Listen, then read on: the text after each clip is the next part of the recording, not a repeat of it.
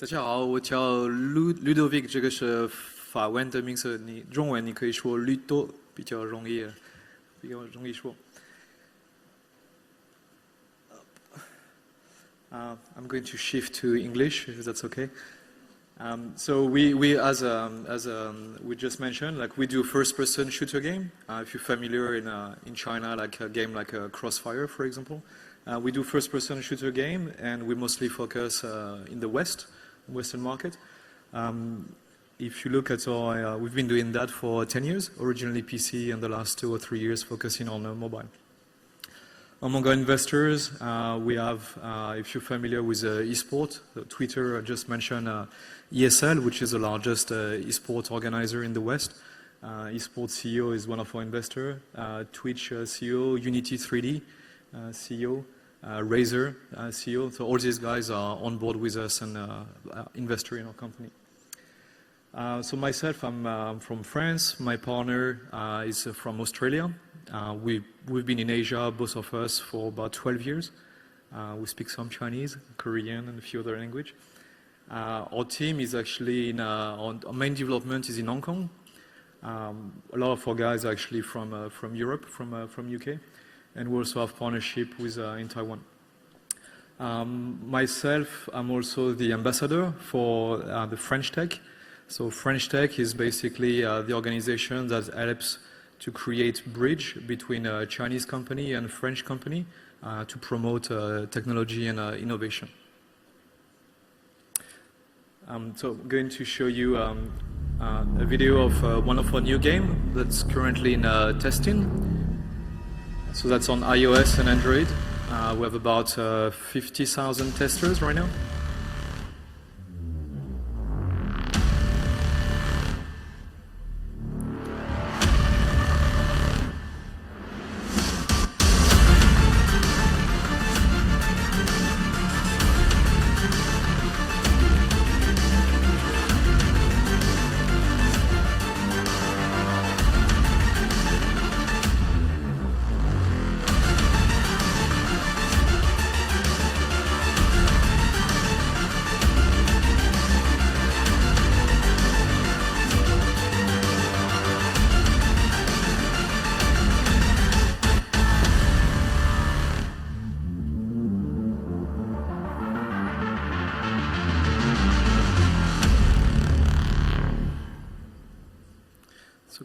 Quick survey, raise your hand if you play games. Who play games in the room? We had a game conference, who play games? Just a few people. Who play a first-person shooter? Okay, more people. Who play first-person shooter? Raise your hands. We have a lot of guys, so a lot of guys play first-person shooter. Who has played a first-person shooter on mobile in China, like Crossfire Mobile or other game? Raise your hand. Okay.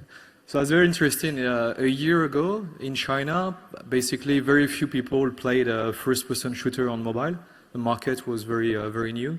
In 1 year, the market grew from pretty much almost zero or less than $100 million a year to over $1 billion a year in China. So that revolution happened in gaming industry in China in the last 12 months, and we want this to happen in the West. So that's where we focus our attention.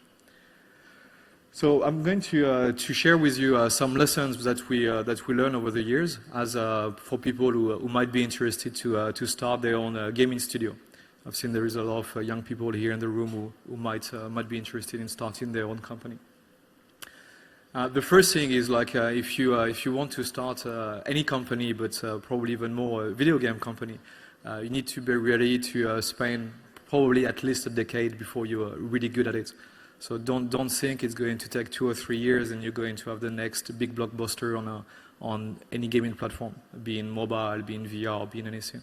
So be ready to be committed, and committed for a long time. Most of the big companies included a studio like Supercell and so on. It took them way over 10 years before they actually reached like the big success. The second thing that we personally experienced, but we've also seen like literally almost every studio's experience that, is don't try to be good at everything, and actually try to become experts on one genre. Like it's very common when there is like a new top grossing game, being like collectible card games or RPG or MOBA, that suddenly everybody is trying to do that. It always looks easier to do something that you didn't do yet. So if you do first-person shooter, it looks easy to do a MOBA. If you do first-person shooter, it looks easy to do RPG or collectible card games, etc. The reality is like if you want to be really good at something, you need to be committed on it and try to stick to where you are good, basically, not trying to follow whatever trends you've got currently. The third lesson is when you actually build a gaming studio, you not only need to build good games, but you also need to build an ecosystem. Sometimes you even need to build the ecosystem for the whole industry. So if you look at us, for example, we've been doing multiplayer games for a long time using Unity 3D engine, and we develop, for example, a lot of the technologies that a company like Photon, Exit Game, that a lot of studios are using. So we've pretty much been developing that and make this available to the rest of the world through our partners. If you look at esports, which is a big trend on PC for the last few years, it's still very early on mobile. It's happening very fast in China, but it's still very early in the West. So part of our job as leader in the field is to build the ecosystem. So for example, ESL on the tournament organization, Razer on the sponsoring, and Twitch. So the CEOs of this company are all investors in my company, and they're all commercial partner, and we're trying to build the whole ecosystem for everyone around. The fourth lesson, and that's a lesson that we actually learned over the year, not at the start. Like as an entrepreneur or CEO of a company, you always think more is better. You always want more employees and bigger team and more team, etc., etc. Some things that we learned over the years, and actually we learned that with another portfolio company, Supercell, which do Clash Royale, Clash of Clans, etc. It's actually small team rules. When you accept the fact that you can actually do amazing things with a small team, and you can probably achieve better results with a small team that you can do with a big team, your whole mindset suddenly change. Like you're, from a creative point of view, from management point of view, from financial point of view, that's a whole paradigm shift. So I highly recommend everyone who start their own gaming studio to accept that it's better to have a small team working on a project rather than having a big team. So don't feel frustrated if you don't have 20 people, 30 people, 50 people, 100 people, 200 people working on one game. The best game on mobile right now are actually made by a very small team. The fifth thing is, if you look at the name of our company, CMUNE, the name comes from commune, community. So it's really part of our DNA. Like if you look at our previous game, like we grew to 25 million players all organically, just by people talking to their friends and recruiting them because they want to be part of the clan, competition, etc. Social matters, so it takes quite a bit to actually invest and have the right infrastructure to support that. That's in-game, clan battle, tournaments, chat, friending. Out of the game, have the ability to use partner like Discord, for example, which is growing really fast in the West right now. All this is almost mandatory, so that's something you can't skip before you launch your game. The sixth lesson that we actually learned, and actually that we learned recently, if you look, when we start doing, it's not our first mobile shooter like that I just showed you, Deleuze. We've done a few before. And originally when we start, we thought, okay, we need a small client because we want to be less than 100 megabytes. We want to be able to have like a small download, so therefore we're going to make compromise on graphics. That was a mistake, and that's something we learned over the years. So if you look at Deadheads, which is currently our new title, our sci-fi title, most of the UA is actually happening through YouTube, Twitch, through basically streamers. And if you look at Twitch, which is like the equivalent of Doi in the West, if you look at Twitch, the most streamed game are actually League of Legends, Counter-Strike, Overwatch, etc., etc. So if you expect streamers to be really engaged with your game, you need to have a game that looks at least as good as Counter-Strike Go, Overwatch, etc. If you expect a game to be graphically less exciting, you're going to have a very tough time to attract talented streamers who are going to invest heavily in promoting your games. If you look at game like Clash Royale, for example, which is also investing heavily in esport, it's clearly not as exciting to stream as, for example, Overwatch or Counter-Strike Go, etc. You get new platform, not only Twitch, but platform like Mob Crush, which for us actually has been extremely useful to acquire users, and acquire users who are actually very quality users. While our game, Deadheads, is in closed beta, we have about 15 esport team. We have the top clan from Clash Royale who are already committed in the game, and that's all done through streaming. So I highly recommend to stop thinking that because it's a mobile game, it needs to look less good than a PC game. The reality is, like, if you want to acquire through streamers, through community users, you need to be graphically at least as exciting as a PC game. The seventh lesson is like when the DNA of a game starts very early.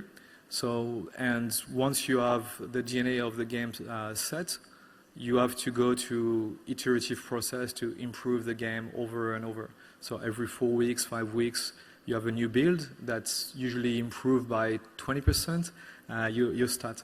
But if you see that the DNA of the game from very early on, from like the cocoon stage, is not going to create like a beautiful butterfly or a beautiful game that can actually be like top 100 grossing, it's better to actually move to another game.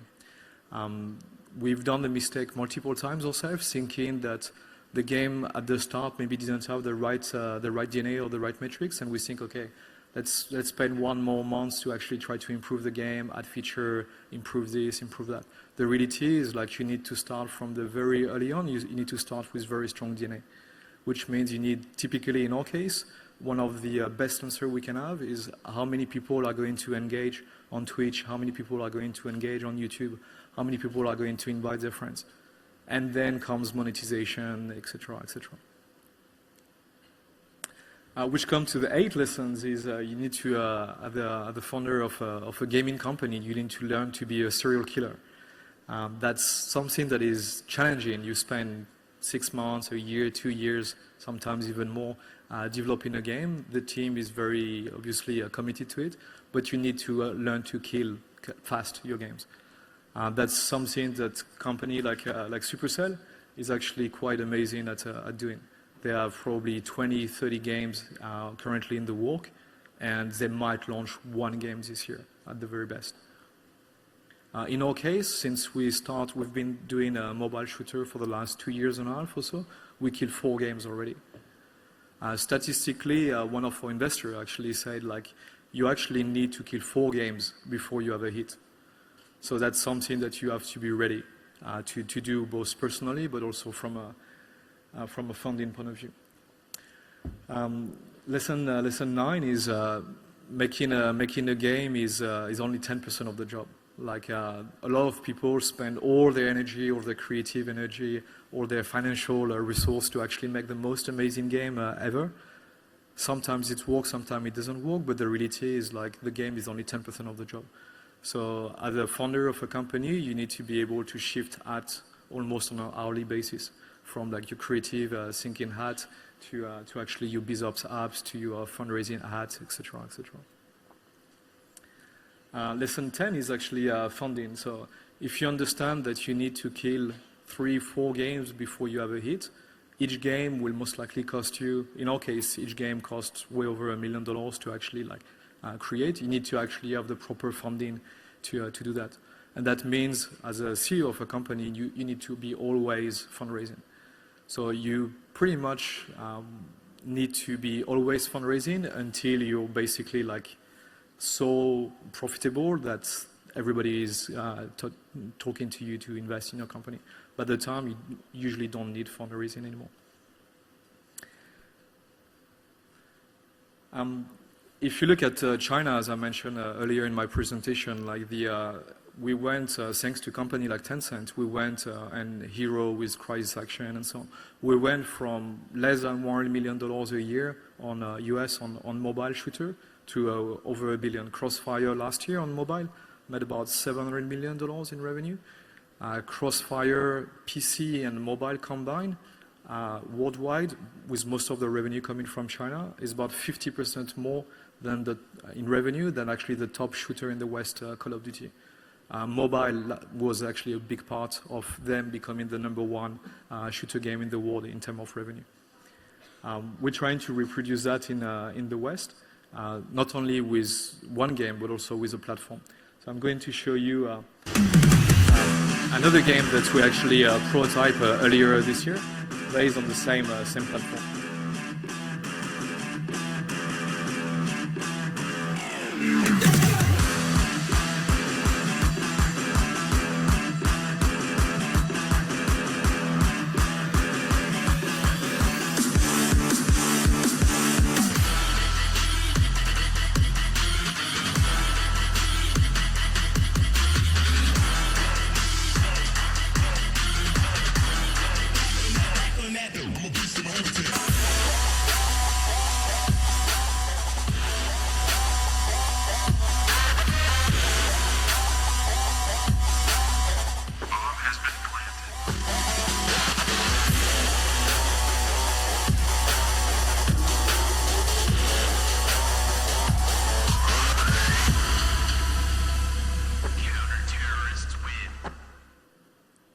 So one of the beauty of being expert on one segment, in our case, one genre being FPS, is this prototype was actually built for one of our investors in 3 weeks.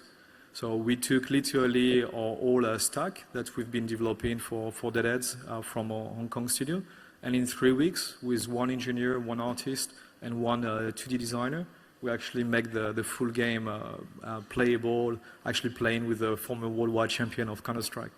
So that's one of the beauty of being specialist. For this game, we actually, it's a prototype at this stage, and we're looking for a funding partner with the objective to actually launch with one of our partners, ESL1, which is the organizer of the Counter-Strike Go tournament. So ESL1 is actually the largest event for Counter-Strike worldwide, and that's going to be in Germany. It's a $1 million cash prize. That's it. If you have, I think we're right on time. If you have any questions, that's my email, and my WeChat is Ludovic BODIN in one word. If you guys want to add me. Thanks a lot.